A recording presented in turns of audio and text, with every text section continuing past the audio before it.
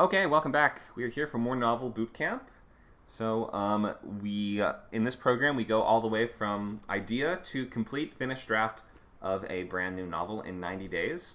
And for the purposes of this, we like from in my method, my technique, what I personally use and what I find easiest to teach and to help other people with is this very architect kind of planning focused method where we will try to figure out what happens in every chapter before we get going and have that really clear roadmap throughout the entire story that you can then use to act as your guide as you work through your first draft.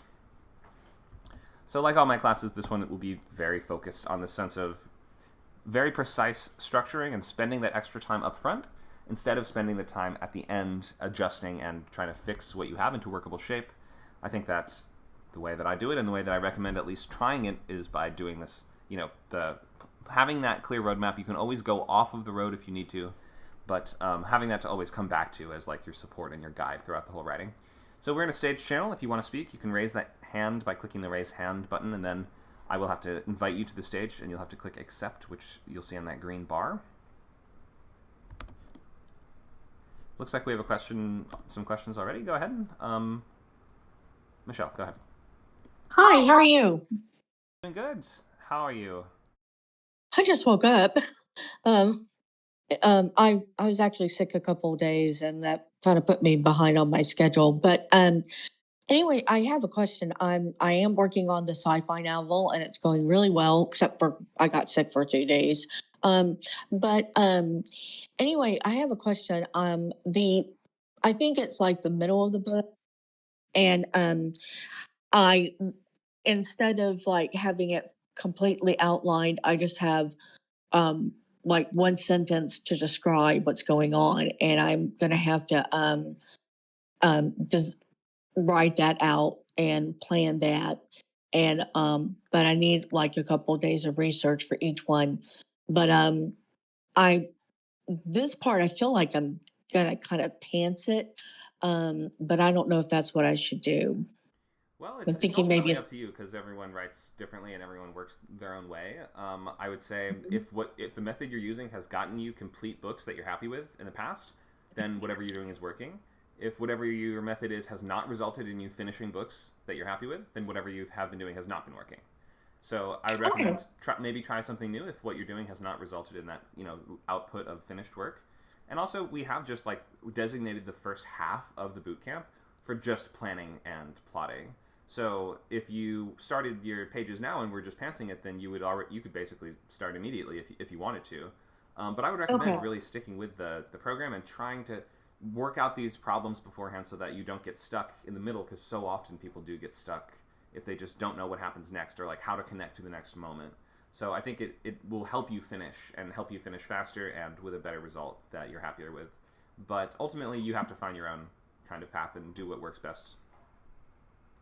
Yeah, I'm thinking that with these one word descriptions for these different chapters that I'm going to have to go and do some research. Like the sci-fi novel, it's a disaster sci-fi novel, so I have to figure out um like Luke suggested, like, okay, how are you going to cope with sewage? How do you cope with gas? And like the buildup of gases like carbon dioxide, and how are you getting fresh air, and and food and everything else. And so I'm gonna have to research that, but the research is not going to take long. I mean, we're not talking about a year. You know, I've done that in college. Written a thesis and taken a year to do the research.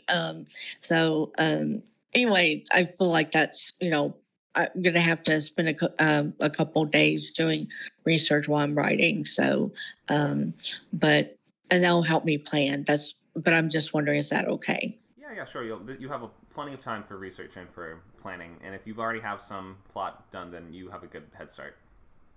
Okay, thanks. I appreciate it. Good to see you. Sure, you too. Thanks for the questions. Sure. Arthur, do you have a question for us?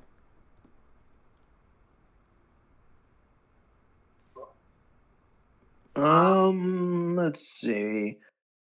How do you stay focused on an idea when you have like tons of new ideas coming into your head?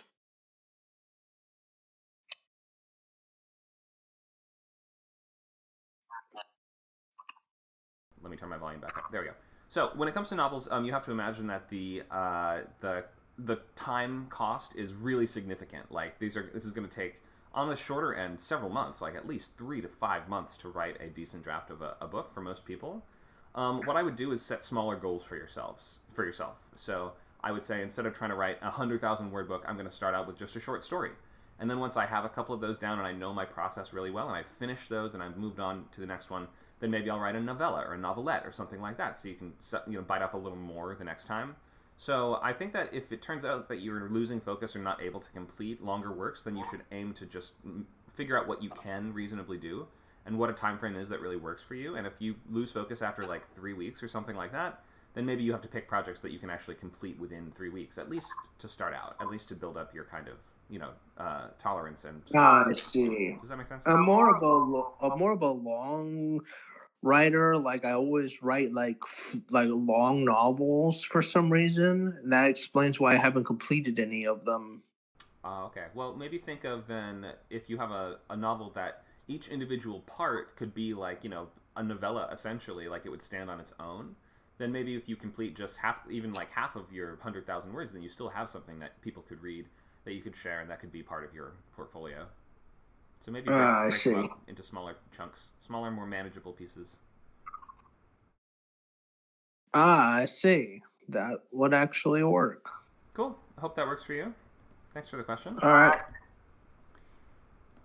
Okay. So let's look at just some basics. We are WordCamp. If you aren't aware, we are part of Skill Camp, which has all these other great servers which are intended to help you build your life skills. Build skills to reach your life goals.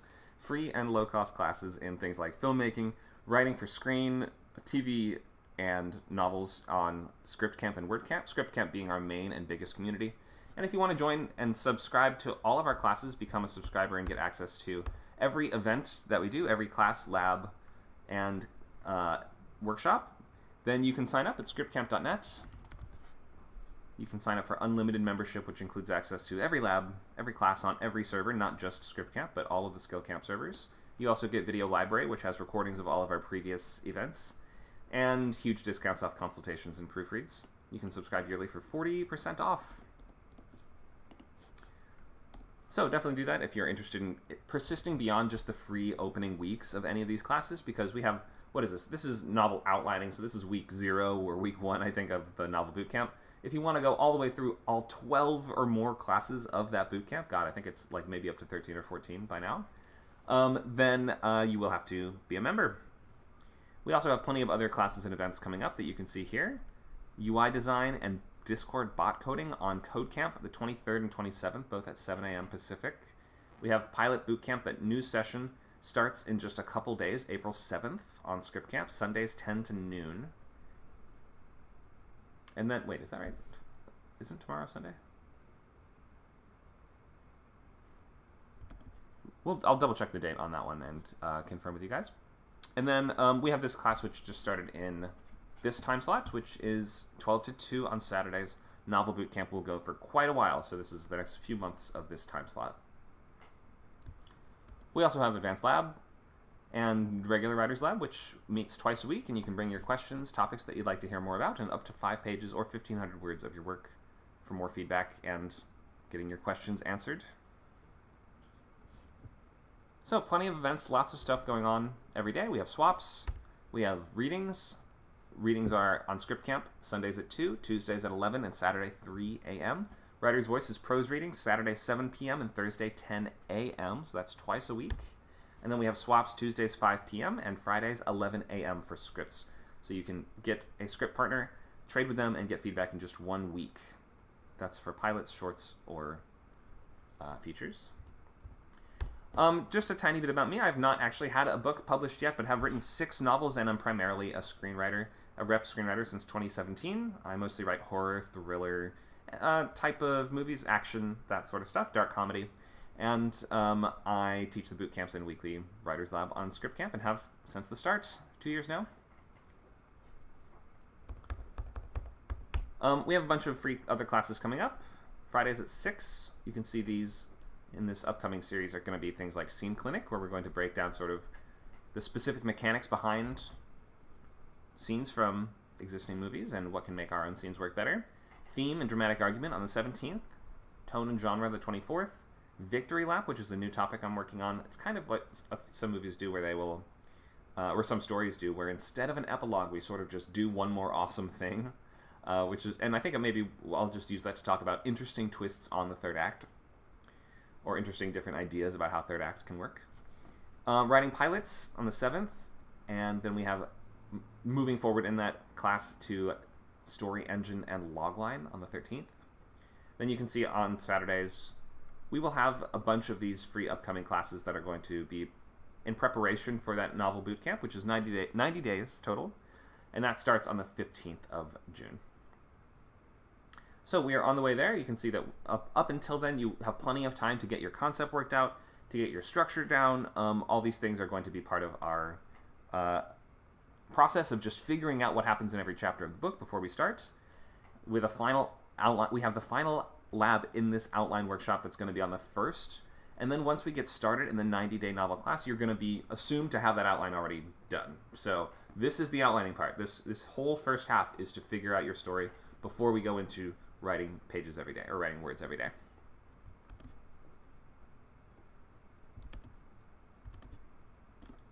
Okay, so you can sign up scriptcamp.net and subscribe to unlimited membership, or you can get a certain specific class like this one if you want on its own at scriptcamp.net/classes. Welcome. All right, so to get us started, why don't you can raise your hand and tell us about your project. Maybe tell us about your favorite books or authors or something you're trying to write. What are you trying to learn? What are your goals as an author? What have you written before now? Anything like that. Feel free to raise a hand and tell us about yourself. Arthur, go ahead. Hello. Well, I've written several novels. Well, I haven't finished the novels, but I have written like a bunch of novels. If you get my meaning. Sure. Great. Okay. Anything that you're trying to... Oh, go ahead. No. Continue. I was going to ask, is there a specific goal you have for this time? Are you going to like really try to finish a book, or maybe you'll try for a more manageable size of book or something like that? What's your goal for this bootcamp? Bootcamp is to try to find a more manageable size for a book. Cool. Okay. Great. Well, yeah, whether you're writing a novelette, novella, or short story, then you can totally use this bootcamp. Obviously, if you're struggling to finish stuff, then you'll always be incentivized to write something on the shorter end. So I think you'll definitely be able to accomplish that. Yeah, I had this idea that came to me last night in a dream. In a dream? Okay. Yeah, it's a bit weird. Do you want to tell us? It's about this like eternal forest, and there's living Muppets. It's weird. A forest full of Muppets. Okay. Sounds cool. Maybe a human has to go to the puppet world, or vice versa. A puppet has to come to the human world. Could be interesting. The human goes to the puppet world, and there's also a train. I have no idea why the dream was like that. It was weird. Well, in the world of fantasy and imagination, we can always use dreams as a fun inspiration. Maybe the train takes people back and forth between the puppet and the human forest or something like that. I'm sure you'll be able to find something. Yeah. Cool. Yeah, it sounds ridiculous now that I think about it. Yeah, it is a little ridiculous, but who cares? That's the fun of fantasy. So, yeah, you can always use weird starting points for your ideas and then see where they go. See where you end up. Yeah, I'm debating neither to make this an entirely new project with its own character and everything, or somehow tie it into another project that I'm already doing, which already has a protagonist and everything. I would probably recommend two things. One, only working on a single novel at a time, and the second would be make it standalone. Don't tie it into something else that's unfinished, because then your reader will need to read two things to understand it. Oh, when I said tie in, I mean like just merge it together. Oh, okay. You mean combine the ideas. Yeah, that might work. That sounds like a good idea. Combine the ideas, yeah. Cool. All right, awesome. So then, yeah, maybe you've done a little of the work for yourself ahead of time. Yeah, I've done a little bit of the protagonist work. I still haven't done the actual plot and trying to get there, since it just came to me last night and I haven't gone to writing it yet. Great. Okay. Well, you'll definitely be able to do all that in this course. Okay, that will be good. Thanks for weighing in. All right. Anyone else? Megan, go ahead.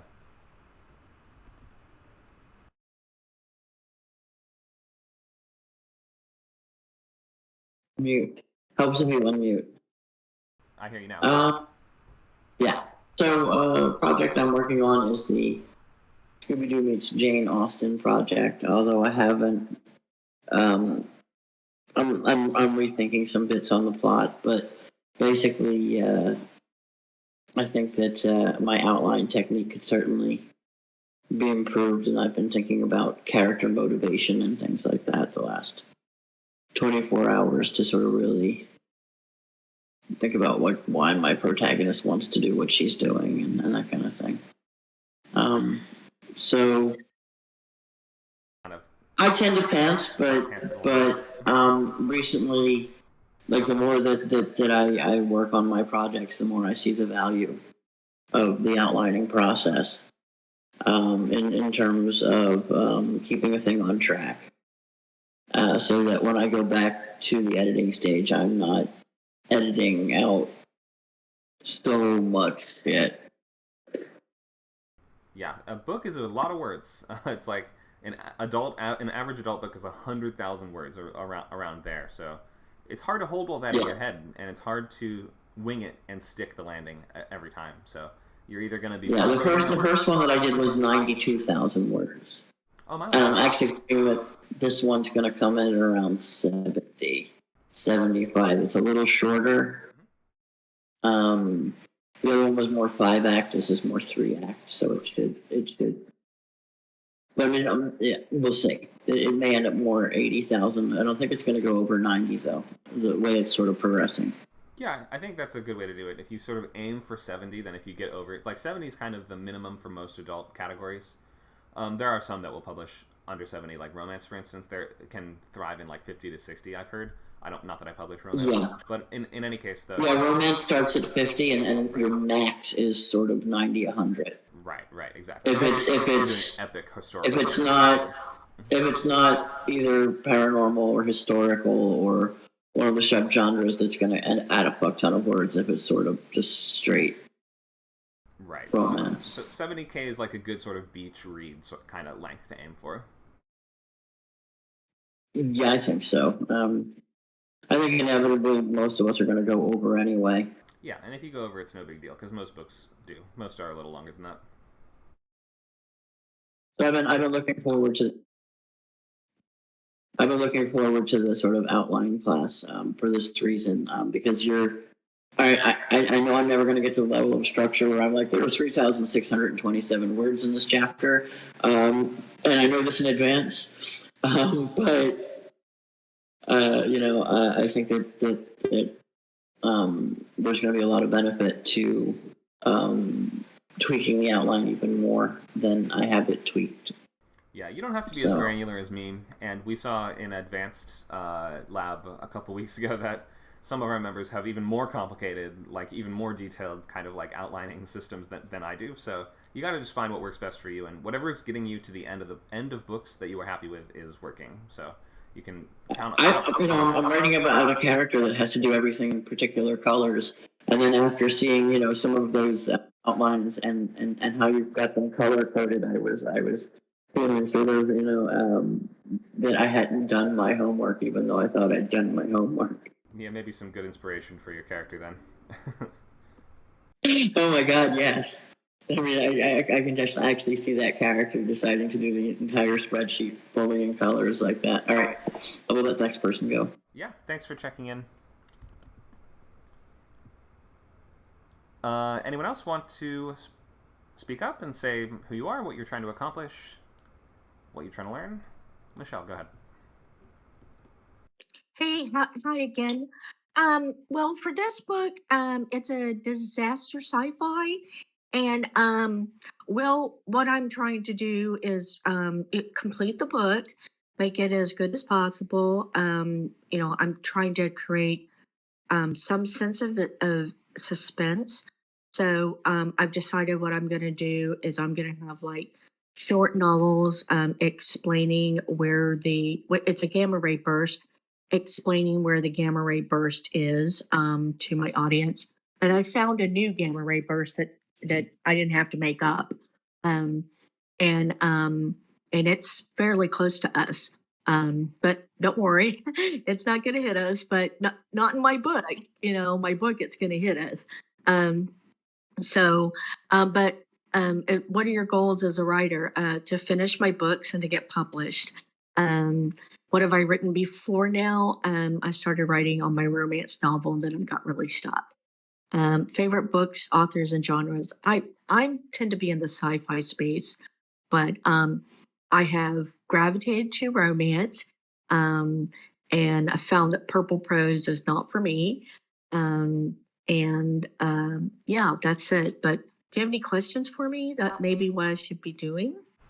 No, it sounds like you've got it covered. I mean, yeah, it's great to have the goal. You were trying to finish a book and, of course, get it Mhm. published eventually. But the most important thing is just to get it done and to learn as much as you Yeah, can and to get the outline and structuring process really, really down so that you're trying to learn how to write a book. It's not like you're trying to write a perfect thing necessarily.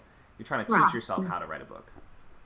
Right, exactly. I mean, this is class, and maybe I'll make an A, maybe I'll make a B. But I do have a question. I mean, I'm sure you're a great writer, but I'm just wondering, why do you think you haven't been published? I'm thinking it might be just the economy. It's a good question. It's sort of like asking someone, "Why are you single? Why are you single?" It's like, "Cause no Well, one wants me, sometimes Michelle. Cause no one wants me." no, Yeah. no. So. What I will say is because I haven't picked someone that I want to be with. Okay. Sure. Okay. Because I haven't picked the right agent yet. Yeah. Exactly. Right, Um, and so. the right victim hasn't come along. Right. Exactly. So, why am I not published yet? Well, it takes a long time, and it takes a lot. You have to be quite good. It's hard to stand out. It's hard to get someone's attention. We have so many things competing for people's attention nowadays that you have to like step up Mhm. and be even better. So Yeah. it's a really difficult time to break into traditional publishing. It's a really difficult time to Hmm. break into Hollywood as well. It's a lot of recession kind of going on. Fewer books are getting made, fewer movies are getting made, fewer shows are getting made. So maybe we can lean on that to some extent. Or it's also just my first couple books weren't that good. And I think my most recent ones are getting a lot better. But even once you get really good, it still takes a while to kind of break Hmm. through the noise. And you have to imagine agents are getting hundreds and hundreds of submissions. So it takes a long time to read. And like for instance, I've gotten 3 full read requests, and I have one out right now. So we'll see where that goes. But ultimately, yeah, you can't really control a lot of factors. So you just have to keep writing and keep throwing them out there and keep doing your best. So that's what I've been doing.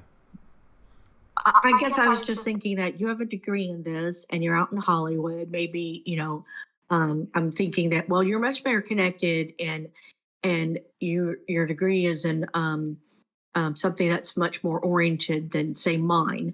Um, but I don't think you have to have a degree to be successful. I mean, um, what's his name? Stephen King, he didn't go to college, like how successful he is. Um, so anyway, I was just curious about that. Because for me, I just feel that kind of is important of maybe how successful I'll be. Yeah, no. So, how successful you will be is a measure of how much work you're going to put into it. Essentially, like I Hmm. haven't been a novelist for as long as I have been a screenwriter, for instance, and I came to this later. I came to this after screenwriting, I guess I would say. So it took a while. It takes a while to build up your skills and to learn a whole new medium and things like that. So, yeah, don't worry about the success too much. You should worry mostly just about the process and how to write a really good Hmm. book. And like, it's so hard to write a good book that the more that you Hmm. work on that and the more that you chip away at that main problem, like everything else comes after that. That's the first mountain to climb.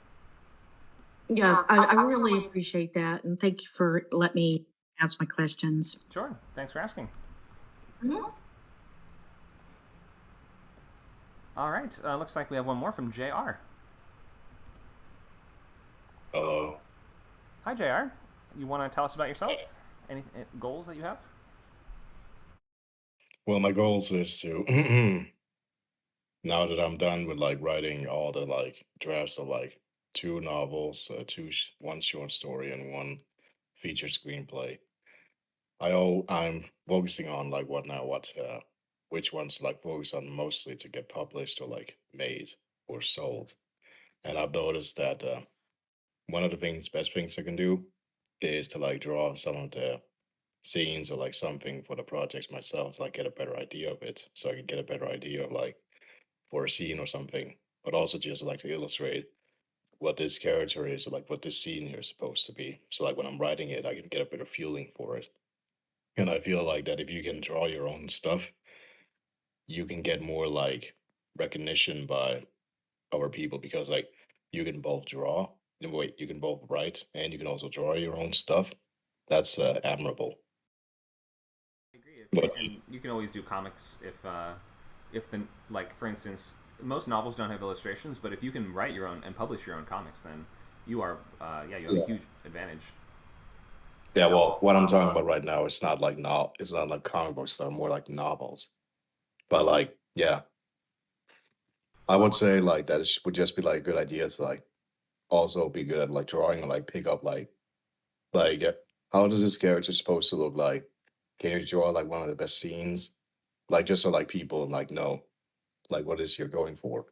Sure. Because if you can also illustrate the scenes, people will like what should I say, like they will have a better like understanding of like just how the like whole like story is supposed to go.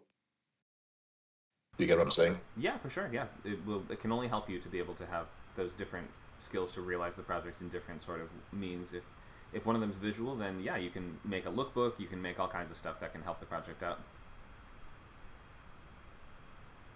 Thanks for weighing in. Yeah, like Go ahead. yeah, like I don't know if this is allowed, but wait, hold on. But someone was like screaming. Sorry. This is something here in Cytex, you can see. This was something this is something I'm talking about. It's a scene for like a book that I'm writing, which is supposed to be like a wholesome kind of story. And when I will say this, when I drew that scene, it was more like better to like write the whole story more fluently because I had like a visualization of how it's supposed to go. If that's part of your process and that helps you, then that seems like a good way to sort of get the tone, get the feel of the moment. Yeah, pre-production can be amazing. Mm-hmm. Thanks for sharing that. Yeah, well, that's all I have. All right. Thanks so much.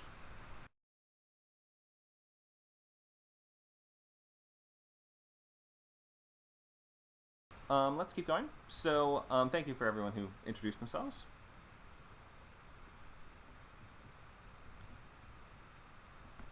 So, a couple things. One, every project needs to have a place where you gather all your ideas, influences, research, and inspiration in one place. I call this the sketchbook.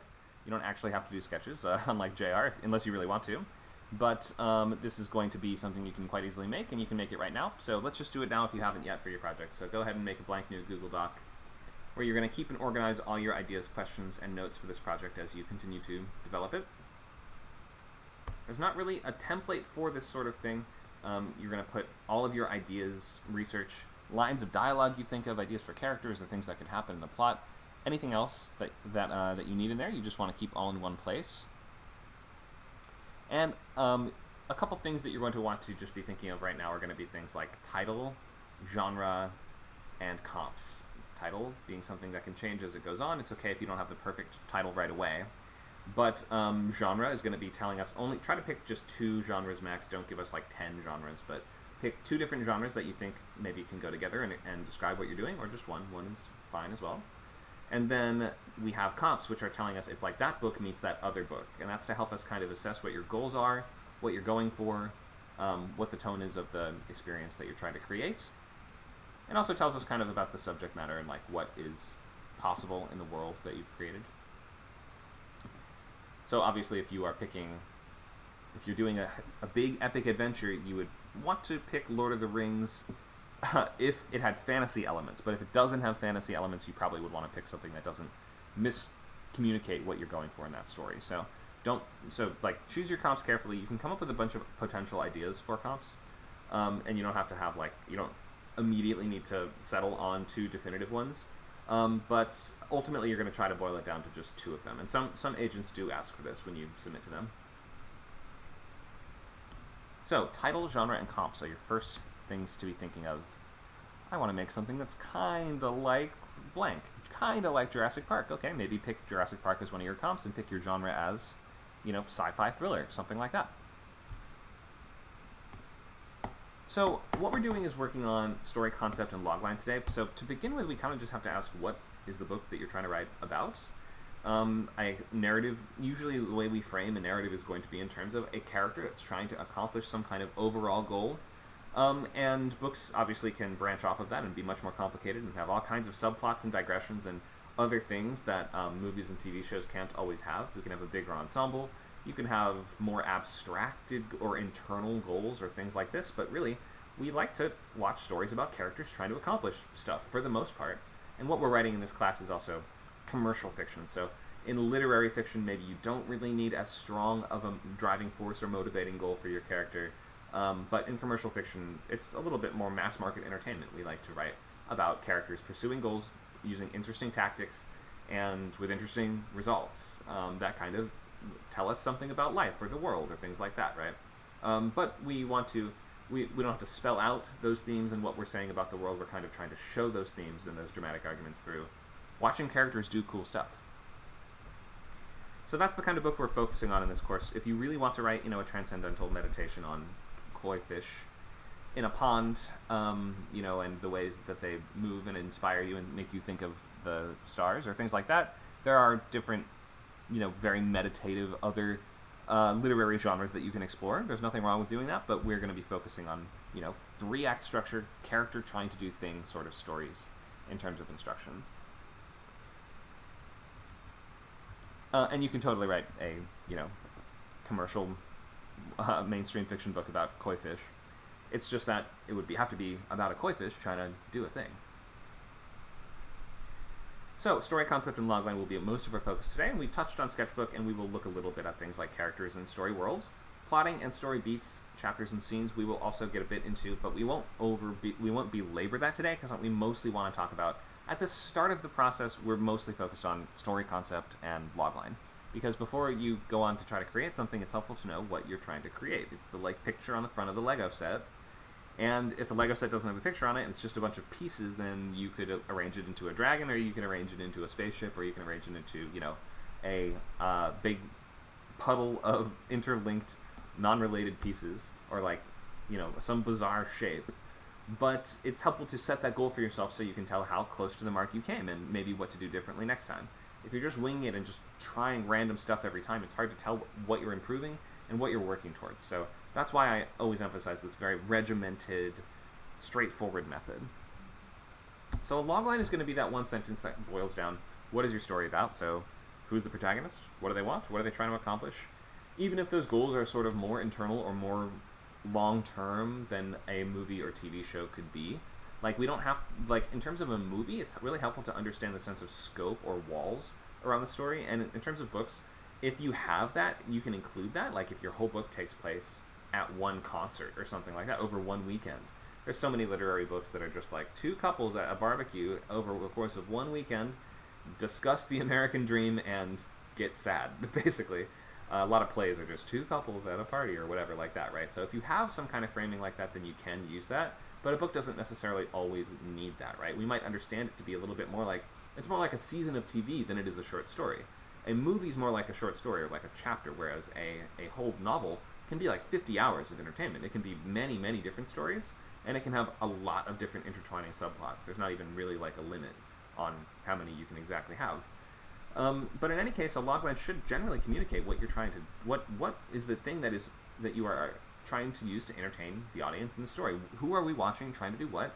Who would this appeal to should be kind of evident and clear through the logline, and we should kind of understand a better logline to be indicative of a better story, because a more compelling logline will be written, a better writer will write a better logline, and it will act as that barometer of quality, so that just a better logline will be more likely to be read or to get a full request from an agent or to be published or things like that.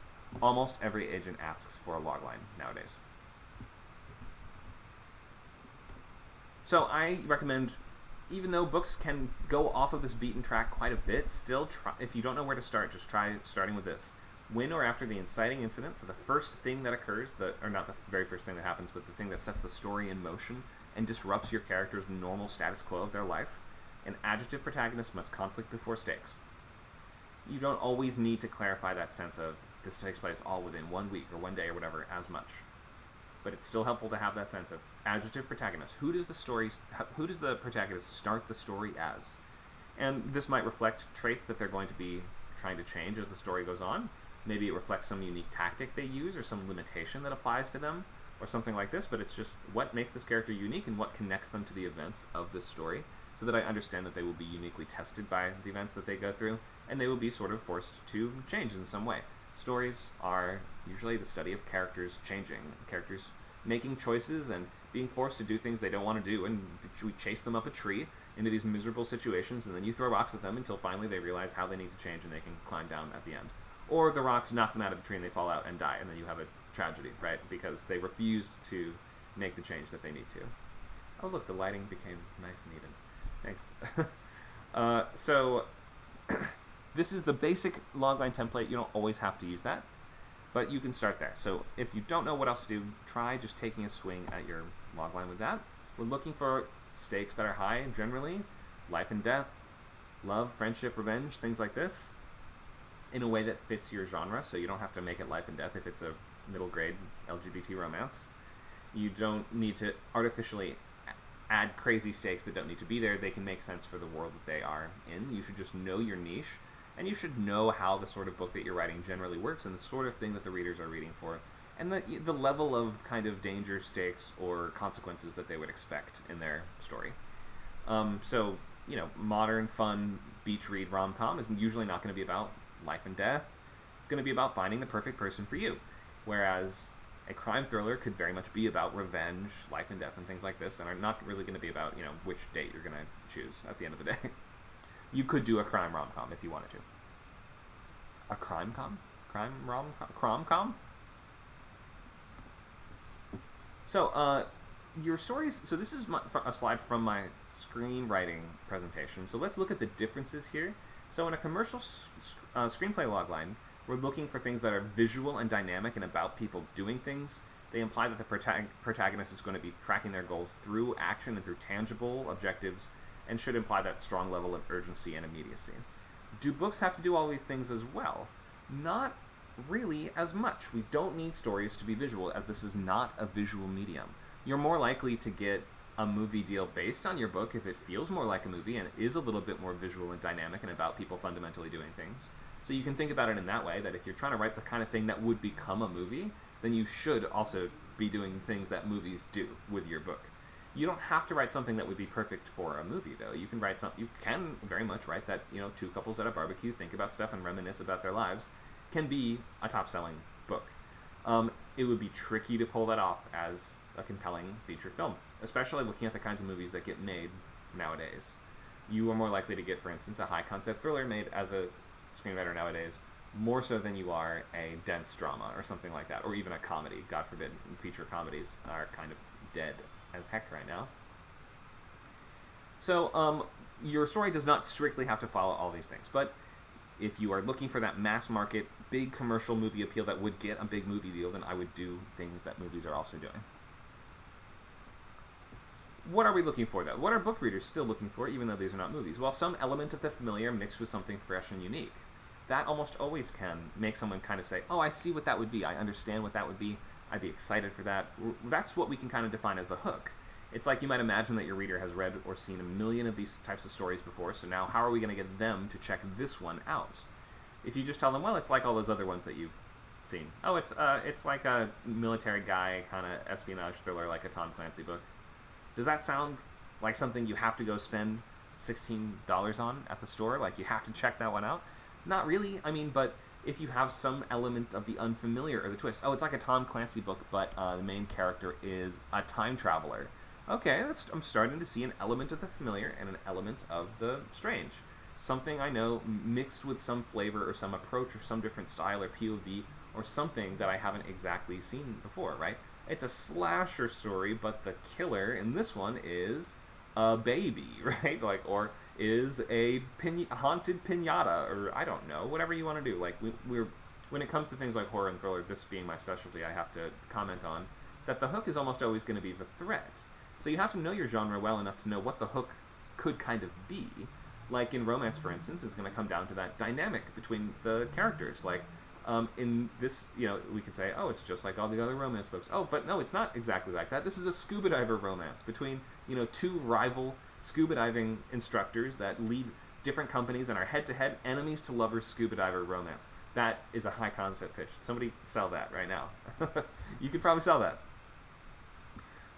So that's what we're looking for. Something that sounds like, okay, that definitely is the genre that I would expect it to be. And in terms of commercial writing, you shouldn't be writing stories that feel like, I don't know who the audience is. No, you should know who the audience is. We know exactly the kind of person to read this, and your comps are going to help you with that. They'll help you say, oh, well, readers of this and also readers of this. We'll maybe try to find that common space in between those two types of readers, right? Military and sci-fi people, I could see a commonality between that readership. Those are the kinds of, readers, like my grandpa always used to read those, Brad Thor books with aircraft carriers on the front. Like, that kind of audience is usually also going to be pretty amenable towards sci-fi elements, because that's not that far away from the world of, high-tech ships and stuff like that in the first place. So be thinking of how can you pitch your story in such a way that fans of the genre, and you should be a fan of your genre, you have to read books like the book that you're trying to write. If you don't read and love books like the ones you're trying to write, I'm not exactly sure why you're trying to write a book in the first place, but you must do that. You must read them and be a big enough fan that you know the sorts of things that would hook a reader of those things, because you are a reader of those things. And it's just like, I don't know, another one of those is rarely enough to get someone to go out of their way. So be thinking of that before you dive deep into the weeds on your world building and on your everything, like your plotting, your structure, your characters, your dialogue, and everything else. Just think of that very basic expression of what this is. It's a high concept, it's a scuba diver, enemies to lovers romance. Is a perfectly good foundation for a book. And I would try to have that just really simple ground level foundation that proves that you know what you're doing, and you can set a goalpost for yourself, and you can assess if you've hit that goal or not, and you can also just pitch it really easily. A book that is easier to pitch and easier to communicate is just more likely to sell in the commercial space. You can have, to some extent, you can have these sort of recurring situations, but generally for a novel, we want to have that overall A story that does kind of kick into gear. Like, you can approach the story a bit more episodically in novels than movies for the most part, but still, it's helpful for the purposes of a logline to understand, what are we working towards? What is that overall goal that's in the distance?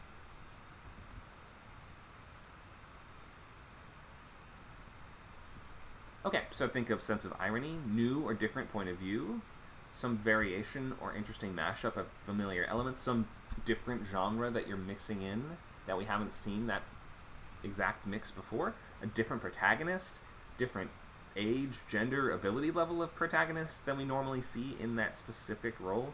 Like, think of what you do know, right? Like, think of what expertise you have, if you have any. If you're a plumber, what is it, Stephen King in his book says, if you're a plumber, you can write plumbers in space and have that be, the equivalent. I guess that would be about, repairmen or technicians on a spaceship. Maybe that's the world that you kind of know. So you can always bring whatever it is that is in your background or in your specialty to the forefront of your writing and make that part of the kind of high concept. I see a question in the chat. Where do we send our Google Doc? So you're not actually sending anything in today's class. The Google Doc is just a sketchbook that's for you to start working on and gathering your own ideas and inspiration, research, and influences all in one place, and to also figure out the basics of your logline, your genre and comps and things like that. So no need to turn anything in. Looks like we have a raised hand and a question. Go ahead.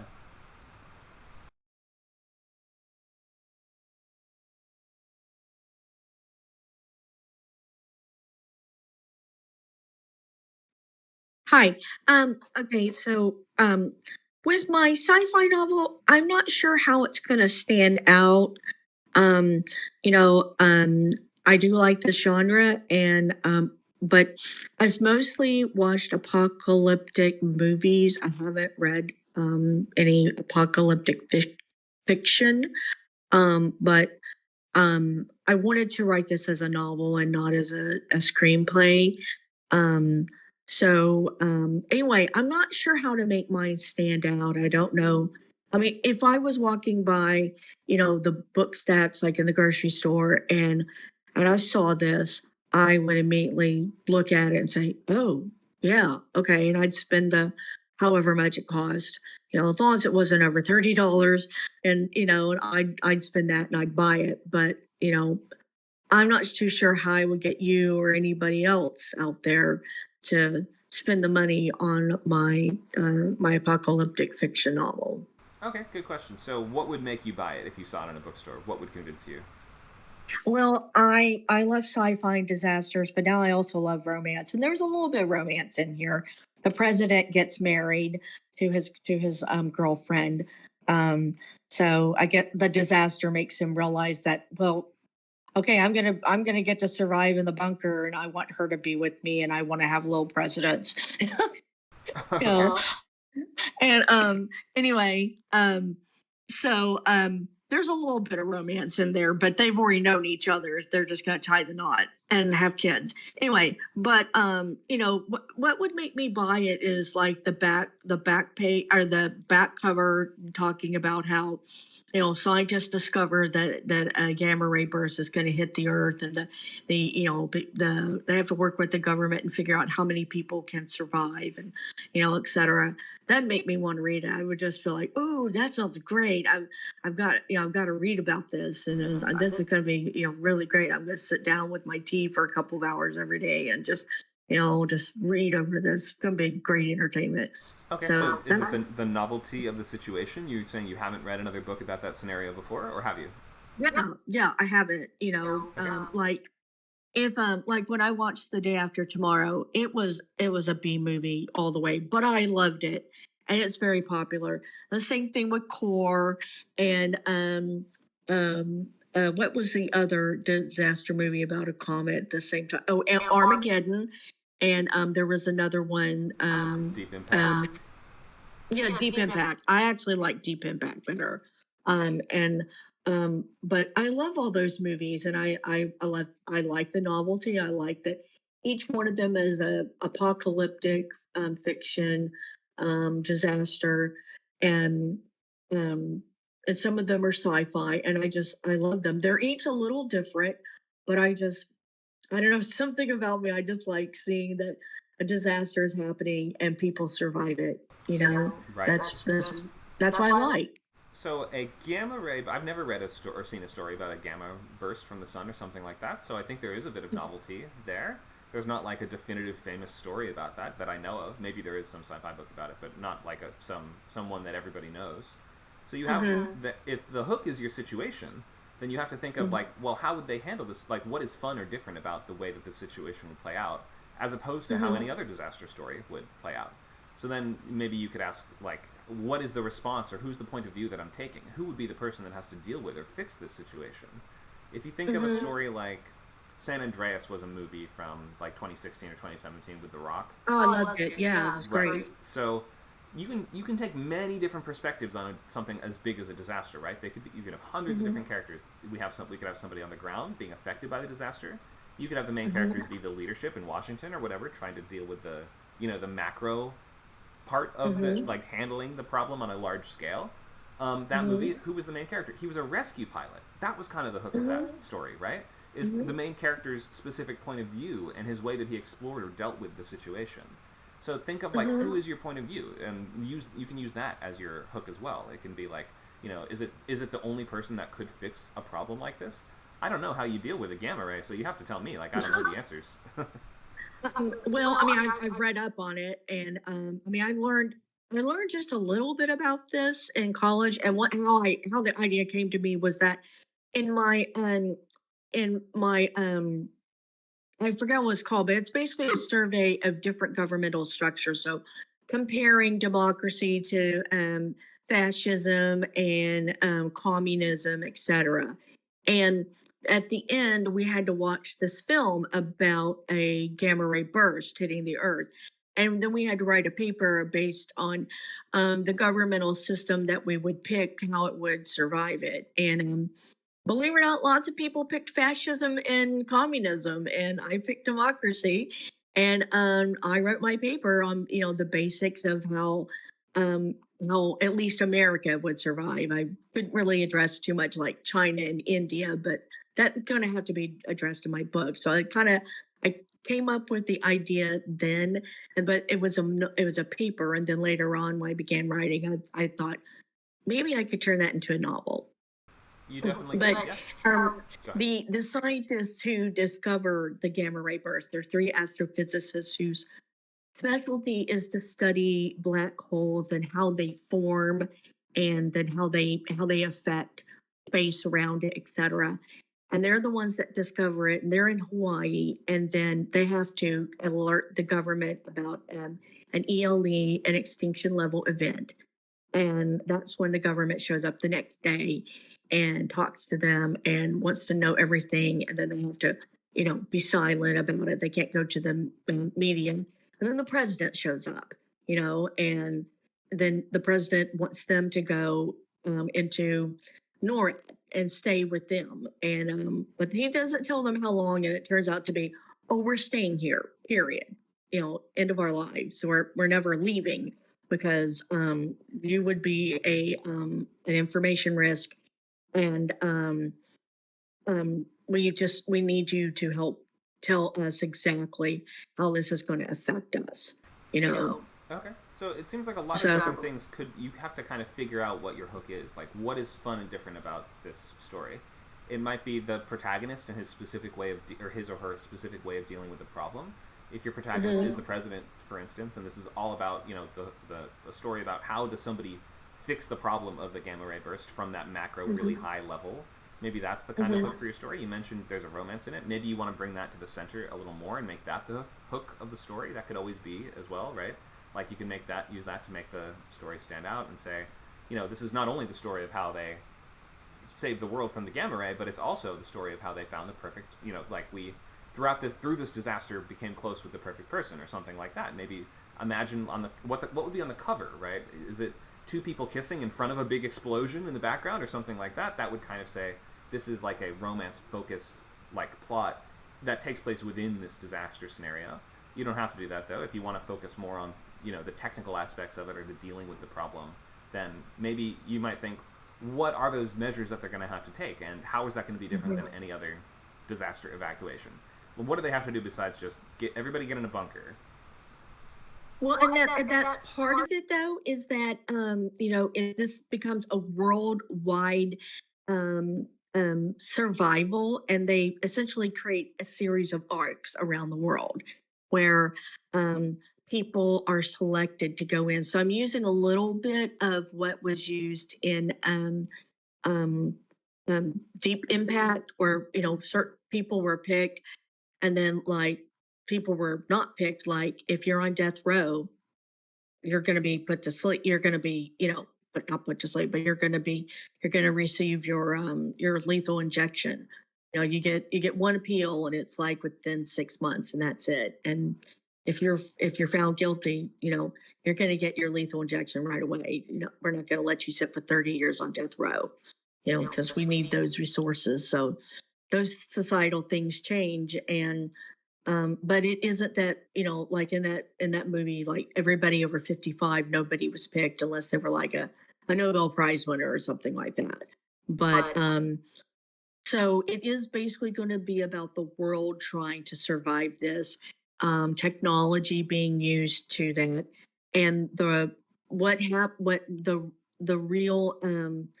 real life situations and the feelings about people, um, knowing that this is going to happen, that this is the end of the world if we don't, if you're not, well, it will be the end of the world, but you have to be in the bunker. We have to save as many animals as possible. And, so that's going to be a real thing too. And so anyway, that's just how I was trying to see how I could stand out, you know. This So, yeah, is you novelizations. So you have to figure out. You might have to do just some more sketchbook work before you can figure out what the unique hook that you're kind of offering is. It might just you might just have to figure out more about who the characters are, right? Like what specific jobs or perspectives are they going to have? How, like who's in the ensemble that I'm trying to write about? There are some stories that might just use a big disaster like that as the backdrop for something like a road trip story, right? Like this could might have one character that's just trying to get to Canada to say goodbye to his long lost father or something like that. You can always have like these other little stories going on in that world. So I guess I would try to maybe do some more thinking on like what the specific steps would be to deal with this problem. If that's the main interest you have in this story, is like what specific logistical steps would the world take in the wake of a disaster like this, then you have to ask who would be the people in charge of those steps, and those will probably be your main characters. So start to figure out your characters and your perspectives, and then the hook should clarify. Well, I know who my main characters are. They're the president and the three scientists, and and they have their families, and then then the president has all of the government, but it's the president is actually a nice guy, except for when he has to tell people, "I'm sorry, but nobody can leave." You can go outside, but we have to have you stay here at NORAD. Um, and then he was working with the scientists to say, okay, we need you to track this thing minute by minute. We need to have full situational awareness of this thing. That's why I need you. And and then you see the president working with his chiefs of staff, Congress, working with other governments about how are they going to do this. And he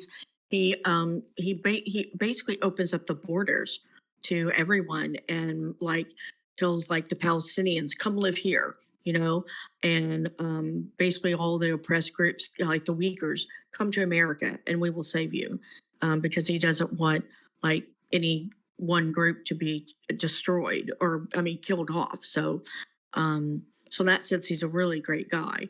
And it's not just NORAD, but they've created, tons of bunkers underneath the Colorado Rockies, for people.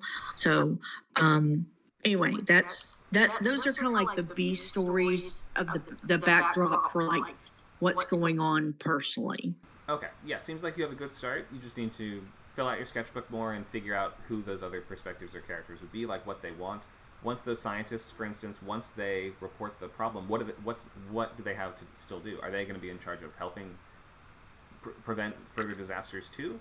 So you have to just think of like what you don't have to answer now, but just think of like what are your characters actually trying to accomplish besides the president, and then who would your different POVs be? It sounds like all your characters would be in America, and if you want this to be about global ramifications, you might need other POVs around the world as well. Well, the other POVs are going to be like when the president is talking with the premier of China, or talking with the prime minister of India, or other people's like I've already written where they're at the UN, and the scientists deliver the speech about what's going to happen, and then there's some interaction where people were saying, well, what if you're wrong, and etc. And now he's going to have to work with all those different leaders around the world to find out how are you going to save as many people as possible. You can't like, yeah, I realize that, you have 1 billion people in your country, but you can't just let, like 90% of them die. That's unethical, So then I have to write, well, how does he figure that out? How does the president say, if you're not going to save them, we're going to save them. That sort of thing. So yeah, it's a very high stakes and substantial problem for your main character to solve, assuming the president. I think you're saying the president is your main character. No. The scientists and the president are the main characters. So it kind of goes back and because the president doesn't show up until like the third chapter. So you can't have the president, your main character show up in the third chapter. Usually not. You're right. So okay, yeah, sounds like you have a good start. Just keep working at it, and the more work that you do figuring out the point of views and like the specific course of action they'll have to take, the easier it will become to figure out what the hook is. But sounds like you have a strong basis for the story.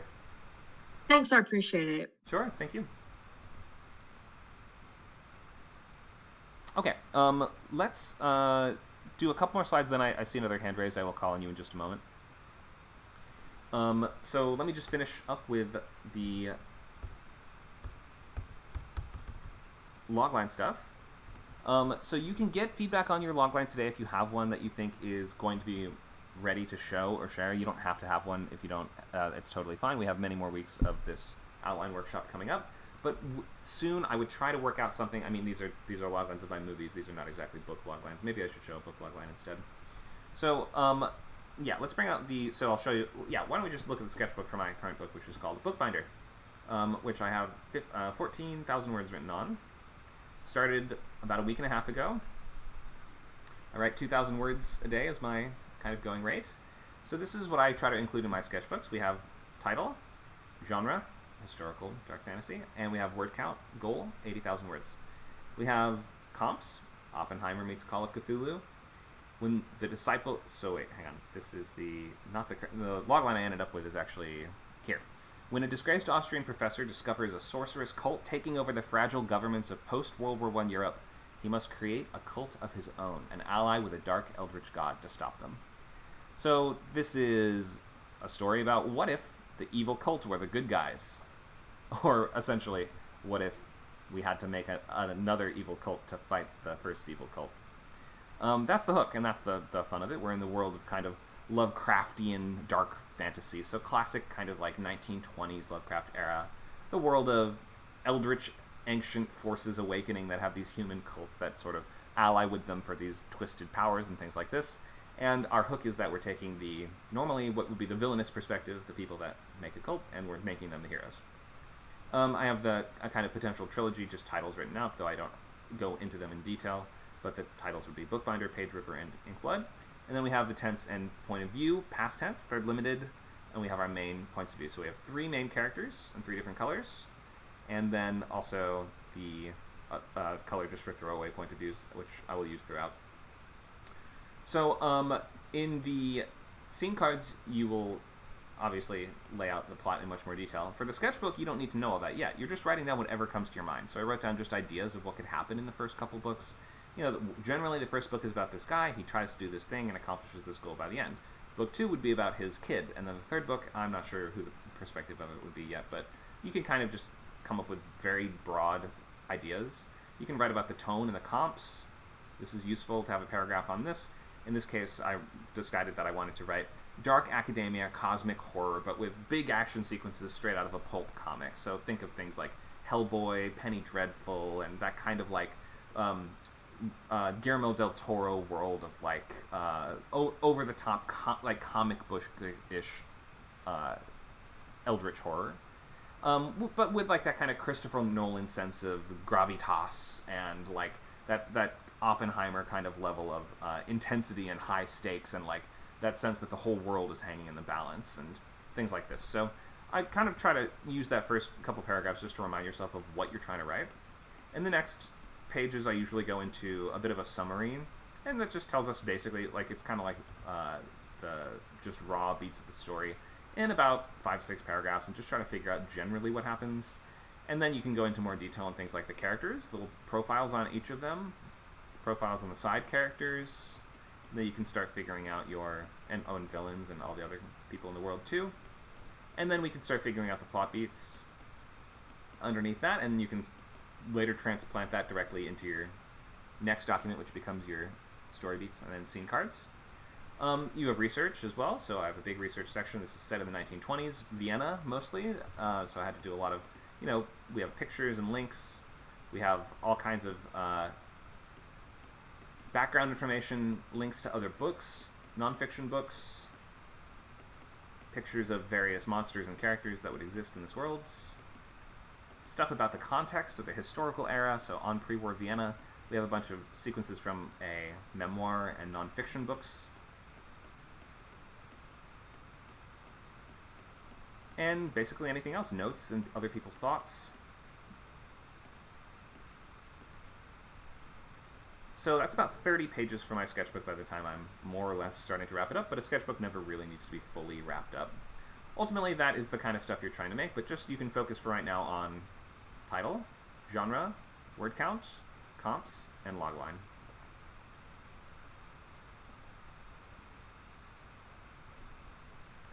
So, any questions on just those basic elements of sketchbook that you can work on to express your premise today? Ooh, there we go.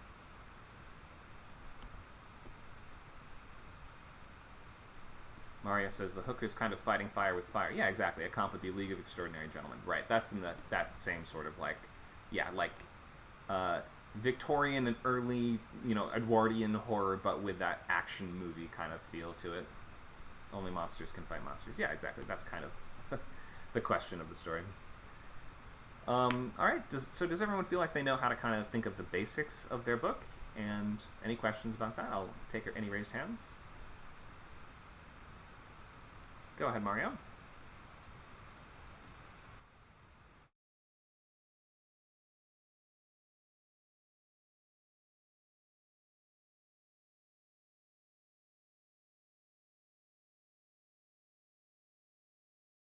There you are. You're on the stage. Your mic is on mute, though. There you go. Yeah, can you hear me? Yes, I hear you. Go ahead.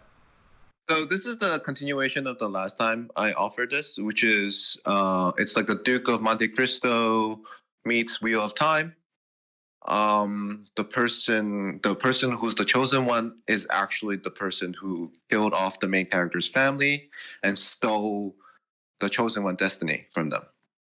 And so the chosen one's destiny is the ability. There's only about 10,000 people in this world. It's like a bubble world, right?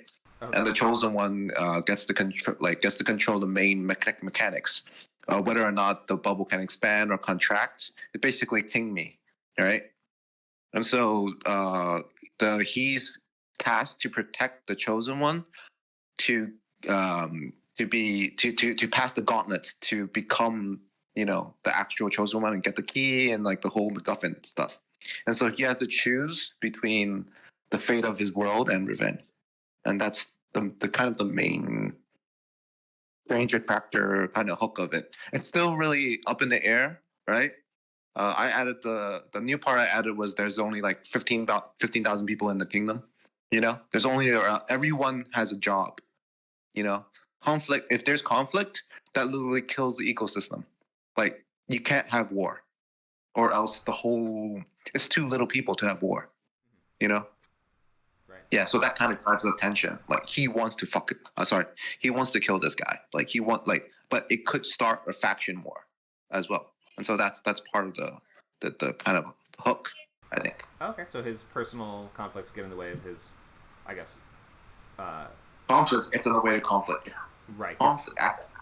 His personal conflict would disrupt the politics and would cause devastation. So he has to kind of balance that or find a way to navigate his revenge. So my current approach is because there's such a onus on conflict. My current approach is that he opts to destroy everyone around him. So to cause the chosen one pain. If he can't kill him, he'll just hurt everyone around him. Except the people that are around the chosen one are actually good people. Like they're not all bad people. So your hero is trying to basically ruin the life of his nemesis by hurting the people close to him? Yeah, and the uncertainty and tension is that you want the hero to kind of like step back from his Duke of Monte Cristo-ness. I see. Interesting. Yeah, it reminds me of Korean thrillers have this sort of vibe a lot, where it's like asking this question: how far will you go to ruin this guy's life?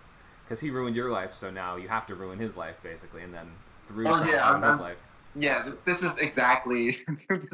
In fact, that's what in the sketchbook it's like that Korean show where you have that like the side characters, right?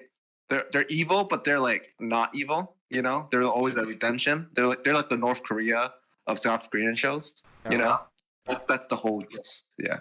I see. So the collateral damage sort of becomes part of the question, asking like, well, will you go even farther? Will you go even farther? And then he's always, it's kind of like you're describing like a tragic downfall kind of revenge story. Yeah. So like my test for this is that I don't know how to answer this question. So that means it's a good question. If I don't know how to answer it, I think it's a good question. Yeah, for sure. That can be, maybe writing certain stories can be the act of you trying to answer that question for yourself. Yeah.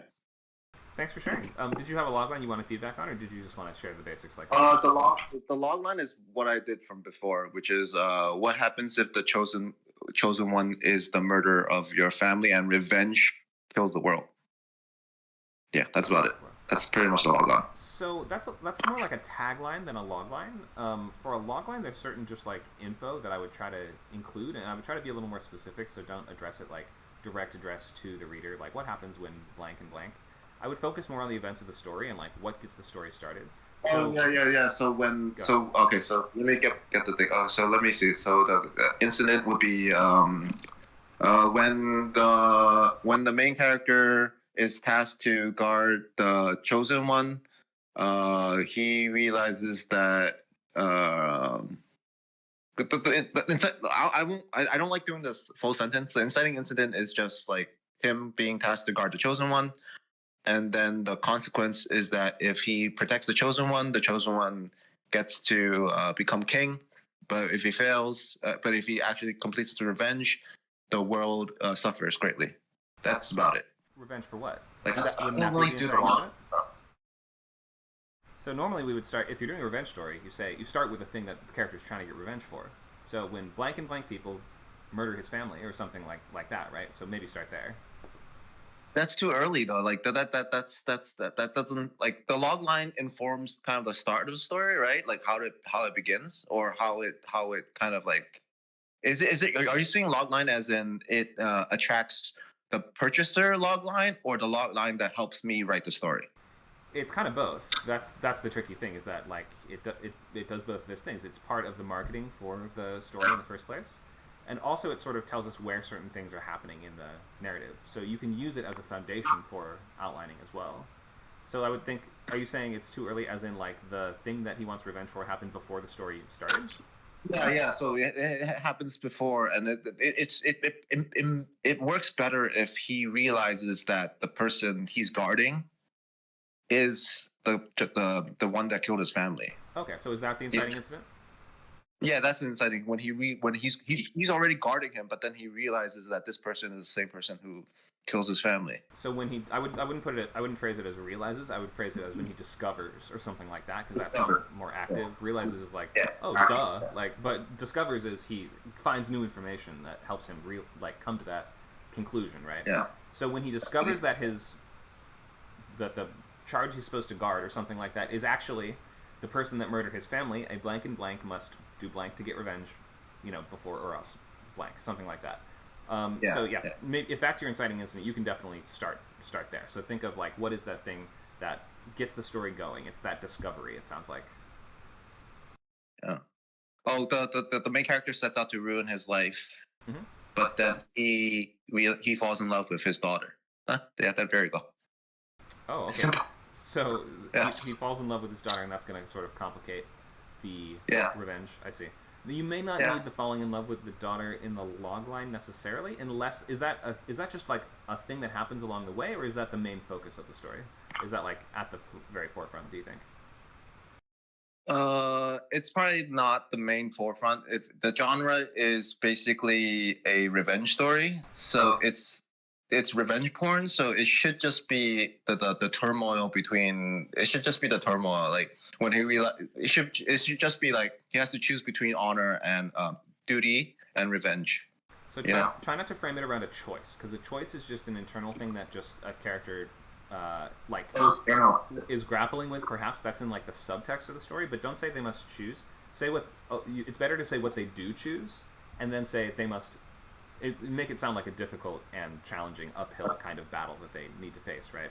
So he chooses to ruin he chooses to ruin the chosen one, but I think I have to workshop it a little bit to understand. Like you're getting there. You're close. And then there's some tension and conflict to pull him back from ruining this person. Right, yeah. I understand. And it sort of sounds like your main character it's like a villain protagonist, or like a tragic downfall, so it's okay if your main character becomes kind of like the problem, like they become the threat more than anything else. So you might even frame it a little bit like he begins a self-destructive revenge quest or something like that, in your like that sends him on a trajectory towards doom and ruin. You can always kind of tell us the direction that the character's taking, or like what kind of journey we're about to read. So spend a little time with it. You're pretty close, but make sure to start with that really clear inciting incident. So when he realizes that blank is the person that did this really bad thing to him, then we'll understand why he wants revenge and his motivation and that sense of urgency. Yeah, it's getting there. Yeah, you're getting there. You're getting there. Don't worry. You don't have to. It doesn't have to be perfect today. All right, cool. Keep going. I'm Let good. me know if you have more questions. On All that right, later. I'm good. Thank you.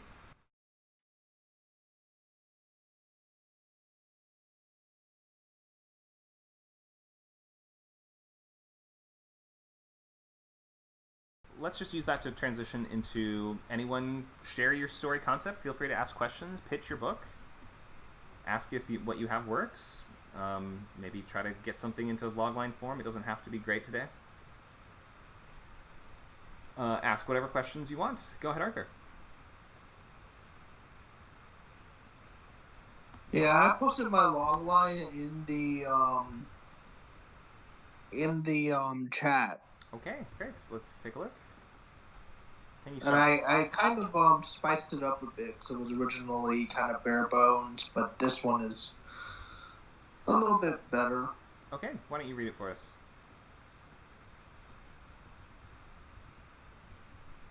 Alright. A prideful Dark Lord must join a group of heroes to survive the perilous thralls of a massive, malicious, never-ending jungle and head home before it consumes them all. All right, thanks for that. And this is so I missed the title and genre stuff. So this is sci-fi fantasy. Star Wars meets Jumanji. Nice comps. It's just called Jungle. It looks like for now. Okay. Yeah, it's just called Jungle. A prideful Dark Lord must join a group of heroes to survive, love it, the perilous thralls of a massive, malicious, never-ending jungle. So the alliteration does make this feel a little bit kind of like a children's book in a weird, like kind of Roald Dahl-ish, like the, Willy Wonka and the Massive Malicious Jungle kind of thing. So if that's not... Oh, yeah, sorry about that. It's okay, no, it's... Go ahead. Should I just say malicious, never-ending jungle? Well, what do you mean by never-ending? Is it actually never-ending? If it's actually never-ending, how would it be possible for them to get out? That's part of the plot. Okay, so they're trying to figure out how they can leave a jungle that is magic and they can't otherwise escape? Yeah. Okay, got it. Before it consumes them all. Okay. How did they get into this situation? They crash landed. Okay, maybe start us there. So when a prideful Dark Lord crash lands in a magical, endless jungle, right, which seems to have no escape, he must join forces with a group of... He must, reluctantly join forces with a group of his heroes, or maybe his worst enemies, or something like that. Maybe, you could even, in your logline, emphasize, do they have some kind of past or some kind of history with each other? Or are they just on opposite sides, right? Is it Darth Vader has to team up with Luke Skywalker, or Darth Vader has to team up with just some rebels? You know what I mean? So Darth Vader has to team up with Luke Skywalker. Okay, so it's not just a group of heroes. It's his arch nemesis, the hero. Is that right? Yes. Okay, so try to bring that out in the logline a little bit more. Like the Dark Lord and the farm boy who is destined to defeat him have to team up to escape this jungle. Something like that. Yep.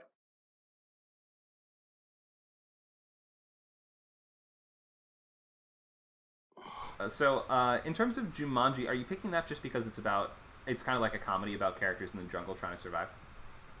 Yeah, I picked that because it's about characters in jungles trying to survive. Okay, but there's not like a magic there's not like a game element. It's not a magical board game. I just picked that because it was characters in a jungle trying to survive. Maybe Tropic Thunder would be a better comp then. Tropic Thunder? Yeah. Isn't that what that's about? It's about it's a comedy about a group of actors who are at first are in a sort of immersive style of... You've seen it, right? Or have you not seen it? Yeah, I've seen it. You have seen it, okay.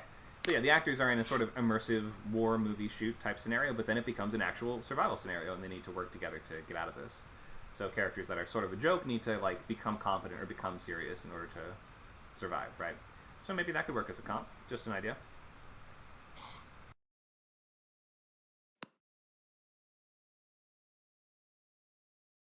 Crash lands in a malicious, never-ending jungle. Hold up. Don't need massive. Yeah, you can, if you want to edit it and paste the edited version later, you totally can do that. Did you have any questions for the moment? Yeah, I'm editing it. Okay, did you have any questions, or should I can just leave you to edit if you need, and we can go to the next person? I do have a question. Considering that my character is based off of Darth Vader, do you think I can pull that off? Yeah, Darth Vader was not the first kind of Dark Lord archetype that we've seen. There have been many versions of that. You don't have to make him a parody specifically of any one character. It's a Dark Lord is kind of just a fantasy archetype that's like an evil king that has magic, right? Yeah. Or sometimes they don't even have magic, but a lot of the time they will, and there's something that makes them more powerful than others in any case. So yeah, evil king with magic, you can totally do. There's nothing copyrighted about that idea. There's nothing. You can find your own version of that for sure. Okay. Yeah. I'm not going to make it a parody then. Cool. I only made it a parody because I wanted it to make it exactly like Vader. Well, you can. Sometimes a good idea will sort of start as a parody, but then the more that you change, the more you'll realize that this can just stand on its own.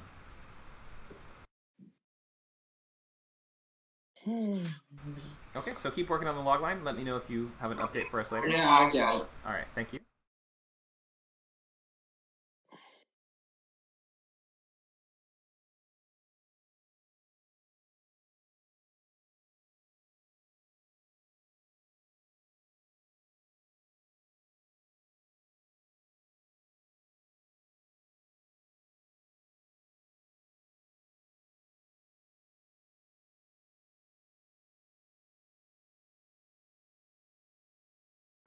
Who would like feedback on their logline or premise, or just want to talk it out or ask questions?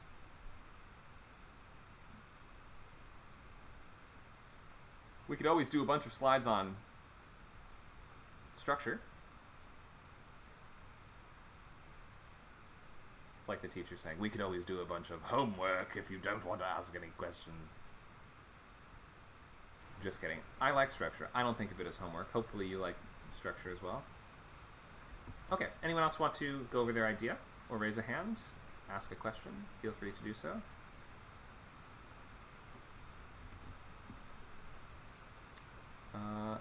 Lovely Alex. Okay, go ahead, Alex.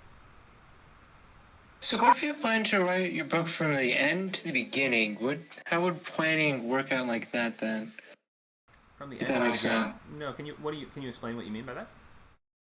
So sometimes people write out the ending first and then work back to the intro so they know how the story ends. How would planning work for that?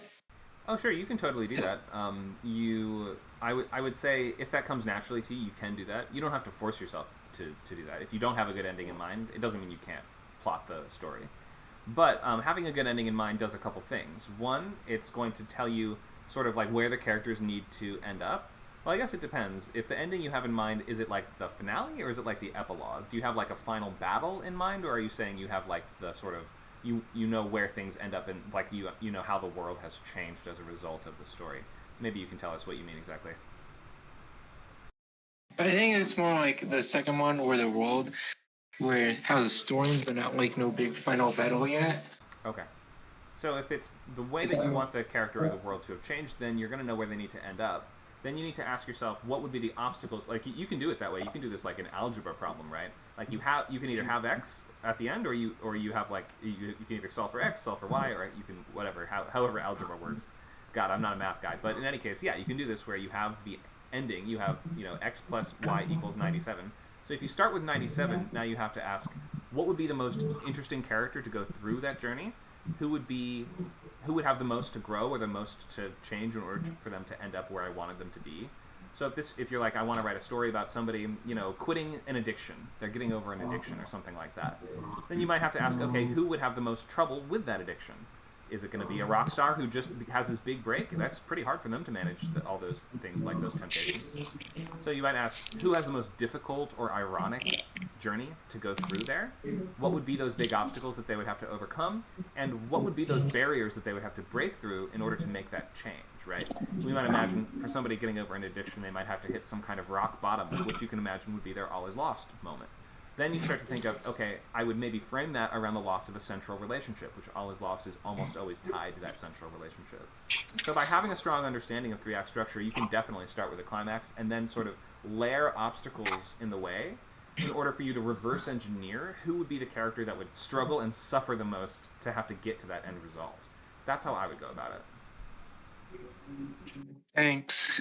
Sure. Does that answer that question, or any follow-ups on that idea? Nope. Thank you again. No worries. Thanks for the question. So yeah, you can go in any order you want, and I think a lot of the time when you're sort of stress testing ideas, I would be thinking of the middle. Think of the middle of the story where we're going to be spending the most of our time. The middle being the sort of 50% of the center of the book. If we imagine the opening, the intro, the first act is 25%. The second act, the middle is 50%, and then the third act is 25%. We spend most of the story in the middle. So imagine, what is the fun, cool stuff we're watching people do in the middle of the book? What are those major sort of conflicts, those major set pieces, as we would call them in screenwriting? Not often, we don't usually call them set pieces in books, but I'm usually writing action-adventure books that have what I would define as set pieces in any case. So be thinking of, what is that experience, what is the emotional experience that our reader is going to be going through, and the character is going to be going through? What kind of obstacles are they going to be going up against, and how are they going to be attempting to solve their problems in kind of the main tri-fail cycles that constitute the center of the story? So that kind of the meaty, yummy, delicious core of the book. We've, the fork has carved through the top layer, and now we're into the meaty, delicious center. And now, what am I talking about? Is this a cake or a meat? I don't know. But we are, when we get to the second act, we are here for the thing that was on the cover, the thing that we signed up for, the thing that you pitched us that the story was about. So ultimately, I would a lot of the time be thinking of what are those sequences in the middle, and how can those really exemplify what makes the story so fun. That's what's sometimes called the fun and games section of the story, the premise scenes, the fun and games. We've gone on the quest. All right, I see a raised hand from Michelle. Go ahead. Hi. So, Hello, go ahead. Dave. Yep, we hear you. Are you there? I heard you just a moment ago. I think we lost your mic. Do you hear me okay? Yeah. Oh, there you are. Go for it. Oh, yeah.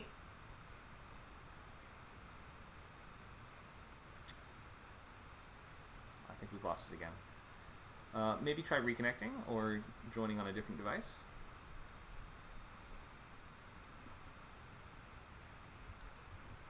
Or maybe you're on push-to-talk mode. Can you hear me now? Yes, I hear you now. Go ahead.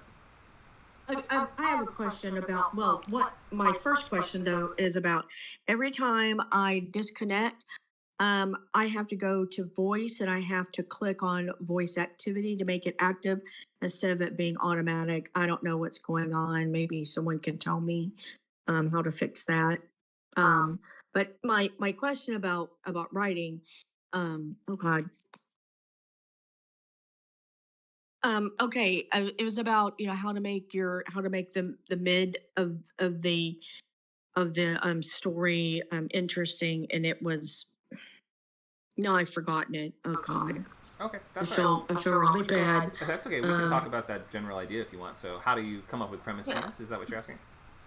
Yeah. Well, okay. So in my middle part, what I have is that the president has to again meet with the UN and talk about, how do we solve this problem? Here's what we Americans have done.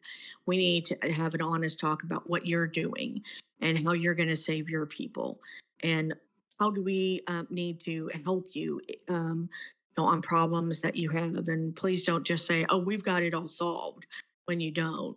And so, that's part, like that's the beginning of my middle, and then it's all the, let me see if I can get into it about what I've got. Can I ask a quick question? Yeah. So when does the burst actually, and you don't have to know the answer, but if you do you have an idea, when does the burst actually happen in the story? The burst actually happens towards the very end. That's probably the Like, wrong idea. I would suggest that part of the fun of a disaster story is watching the disaster unfold and watching characters be forced to scramble to deal with it. If you're saving that for the end, then you're saying that in most of the story we don't get to see the main thing that we came here to see. well, okay, the I say the tension is that um you know what's going to happen, and now you need to see the world try to basically dig itself under the ground and protect itself and prevent people from knowing. It's um I think it's like in the movie Armageddon, where the nerdy guy has to protect the government, and prevent the internet from knowing anything. And he's just one guy controlling the entire internet. And his response is, "Okay, I'm going to need a lot of hot pockets."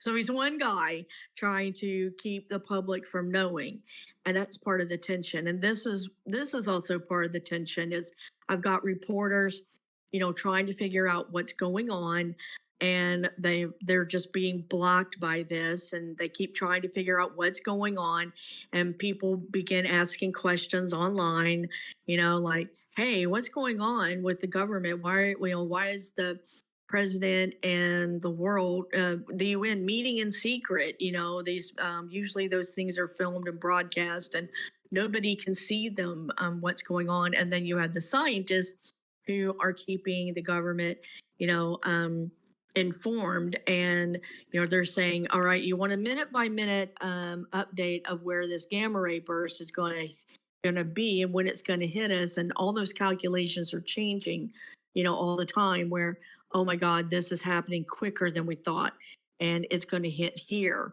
And oh no, now we think it's going to hit here, and just getting faster and faster. So time is running out. But it's also So, theoretical until it actually happens. Like part of if you look at most disaster stories, like the ones that you're citing in your comps, then I guess Deep Impact would be the exception, just because everyone dies when the meteor hits. So obviously, it has to happen at the end of the story. But if your story is mostly going to be about, so there's different ways you can frame a disaster story, right? There's the kinds of disasters that we want to see. If it's like a series of ongoing events, or if it's one singular thing, then we want to structure the story a little bit differently. Your event is just one thing happening, right? It's just boom, it's done. it's one, right, but I'd put 3 years, but then I was thinking 5 years. That might be more. That might be enough for the world to respond. And then the scientists who are supposed to keep track of this for the government they want a minute by minute update. Well, it's not theoretical. This is a real event that's going to happen. The theory is how fast is, well, they know how fast it's going.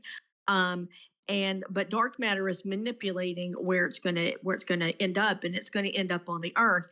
But you know knowing exactly how the dark matter is manipulating it, and then it becoming, then their calculations have to be perfected to find out that no, it's not going to be 3 years. It's going to be five. It's going to be, I mean, it's not going to be 5 years. It's going to be 3 years. Okay, well, all the things we have to do, we don't know if we have enough time to save everything that we need to, because when it hits the surface, everything's going to die, and it's going to die very quickly. And on the other side of the earth, things are going to begin to die less quickly, like within a few years, but still everything's going to die. And things in the oceans are going to die. The entire food chain of the ocean is going to collapse. So And how do if the aftermath of the event is interesting, and it sounds like it is, then I think we need to see it. And that would allow you to sort of explore this premise from like the many different angles, right? Like it's more than just an extinction. It's not a meteor hits the world and the world is gone. The world goes through an interesting process afterwards. It seems like. So my recommendation would be to not have the event happen almost at the end. I would recommend maybe more towards the middle, and then after it actually hits, watching the characters deal with the repercussions and try to pick up the pieces and hold things together. to me sounds like the direction you'd probably want to go. Otherwise, you have to kind of frame the entire story around the mitigating it. Like Deep Impact is almost all about that lottery system and like who gets to land and who gets to live in a bunker. Yeah. And like it's more about the relationships of the people there, right? Because some of them get to stay and some of them don't. And it becomes about saying goodbye to them and like finding peace with that. And it's more of a drama. It's not really about stopping the disaster. Do you see what I mean? Yeah, well, this isn't about trying to stop the disaster, but there is a part of it where you have like parts of Congress saying, well, maybe we should, form a lead shield around the earth, and scientists having to explain to them this, no, that's not really possible. It's too heavy, and we don't, there may not be that much lead on the planet, to shield, the entire earth from a gamma ray burst, and the best way to survive is to get as many living things underground as possible. And so you have part of this drama of like, we have to save every lion on the planet because lions are endangered. We have to save like every, like I don't know, every one of this bird because they're endangered. And, we have to get them all underground, and we have to figure out, how we do this. And the tension is, like in Deep Impact of trying to save this. And the relationships of, some people don't get to come, Right. and what happens to those people, who don't get to come. And then I'm thinking there's going to be like some riots, like maybe the information gets leaked out and now there's riots everywhere, with, people, saying, demanding that, I get to come in because, well, I deserve to live. And it's like, well, you can't really argue that point. Like, you don't deserve to live, but it's like, how many resources do we have? And one of the scientists, she is basically the type that says that like everybody deserves to live, and the government telling her, we don't have those kinds of resources, and fighting with that. So that kind of drama. So anyway, I think I kind of got off of my okay. main point. That's okay. Yeah. But I mean, I'm really glad that you said those things. Sure, yeah, no problem. So, yeah, my recommendation would be, in terms of the disaster genre, we usually want to see the disaster and really explore what happens, the repercussions, the damage, and the ramifications of it. So I recommend leaving space for that. Don't save that all for like just a little bit towards the end. We want to make that part of the hook of the story. We want to like see your specific disaster be explored in the way that only you could do it. Okay, well, like I said, I'm still want the disaster to hit, at towards the end, like the last third of the book. And maybe what also happens to the people on the outside, because it's not going to be a good day for them. No, certainly not. Okay. and the thing actually hits on Christmas, so that makes it. Oh wow, double whammy. Yeah, double whammy. So anyway, that's it. Sure. Okay. Thanks for the questions. Mm-hmm.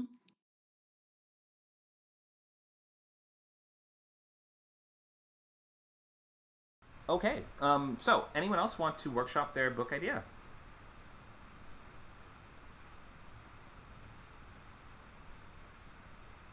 Or ask any questions? I have a million more slides I could do. Would always rather work with somebody on getting their idea in shape, though.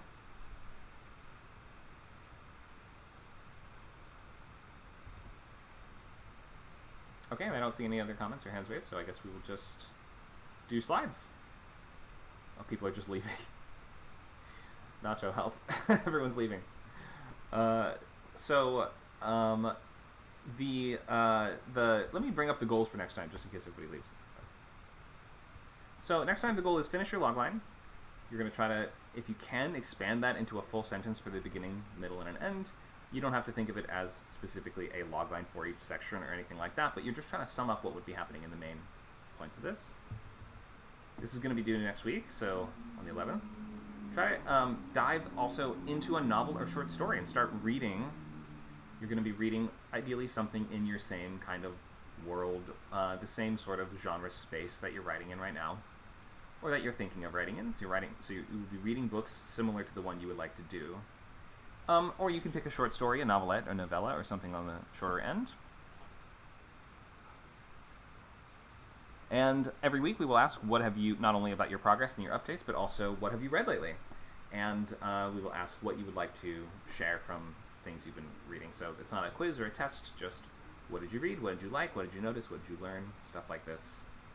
All right, any last questions on the goal for next time or for any of the aspects of this course?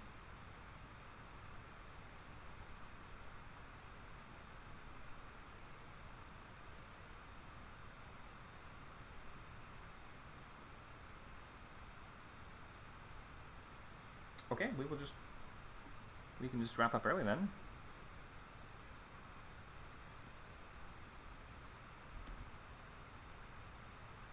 Michelle says my goal is write 4 pages a day or 2,000 words. Great, yeah, my goal personally is I write 2,000 words a day. I don't always make it. I usually choose to be satisfied with anything over 1,000. Like yesterday, I ended up with, I think, 1,600, and I called it a day. And if you reach the end of a chapter and it's a really natural stopping point at anywhere over 1,000, I usually will let it slide, but 2,000 a day is what I personally aim for. All right, if there's nothing else, we will just wrap it for now. Keep working on those log lines, filling out those sketchbooks, and try to come back with a sentence for the beginning, middle, and end. And get reading. Pick a new book to start reading and be ready to report back next time. All right, thanks so much, guys. We'll see you soon at your next Script Camp or Word Camp class.